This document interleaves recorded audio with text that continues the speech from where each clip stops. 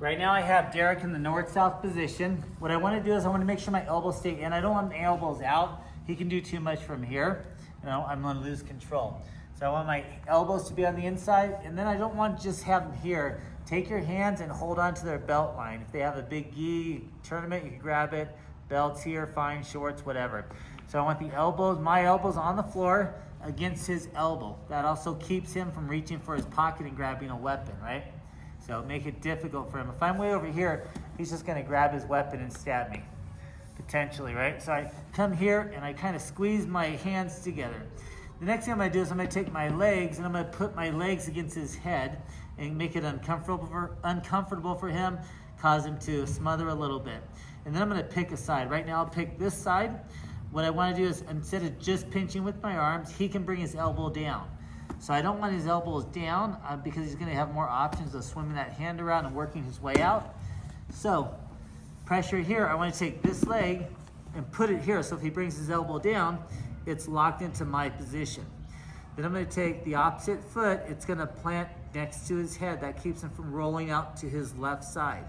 So I put some pressure down on him. I also, at this point, I may wanna break the grip.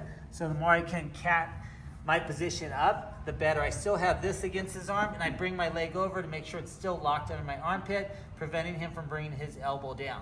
Then I take this foot, I put it against his neck. That way if he turns to the other side, I have him blocked from there. Be wary of the knees, so you might have to use the other hand to block these knees until he kind of calms down. Okay, and then what I'm gonna do is I'm gonna take this foot here, this knee is gonna come up and the foot's gonna plant down, and I'm doing slow motion to not hurt him, so I'm here.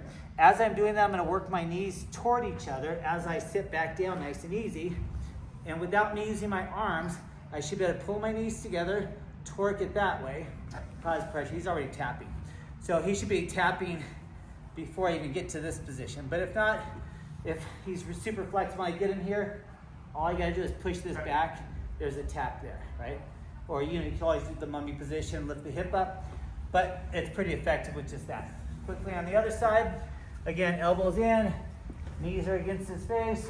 I want to slide the knee here so I'm blocking it on this side. And then I'm going to hold the belt line. I'm going to sprawl up while I put my feet flat, keeping him from turning to his right side. Then I'm going to put this knee up to put the foot against it. And I could do it without even, torque him right here. He's already in an uncomfortable position. Or I can make it easier and slower. He's already tapping out, so I'll stop there. But these knees have a lot of control, especially when the hand's locked on the armpits. Work that drill.